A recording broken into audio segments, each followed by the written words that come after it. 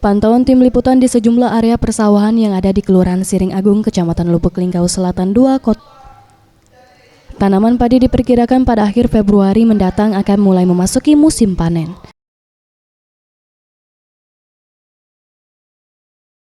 Para petani mengatakan penanaman padi ini merupakan musim tanam akhir tahun 2017 lalu, di mana masa panen tanaman padi ini hanya membutuhkan waktu kurang lebih selama 3 bulan.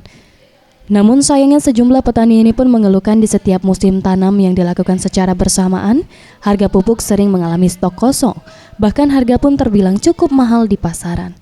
Salah seorang petani, Nuraini, mengatakan, bantuan pupuk sangat dinantikan petani untuk meningkatkan hasil produktivitas hasil tanaman padi, di mana pada musim tanam sebelumnya, hasil yang didapat cukup menurun lantaran terserang hama. Langka mahal dia ya, tapi kalau udah banyak, kalau banyak stabil.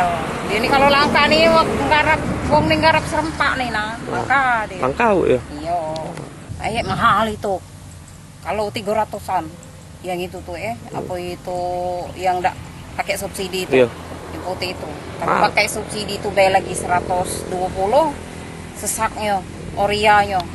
Kalau ponstanya 150. Subsidi tadi bu ya?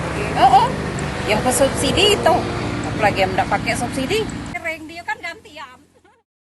Sementara itu, dengan mahalnya harga pupuk ini, para petani sangat mengharapkan bantuan dari pemerintah daerah, terutama bantuan penyaluran pupuk bersubsidi yang terbilang terjangkau.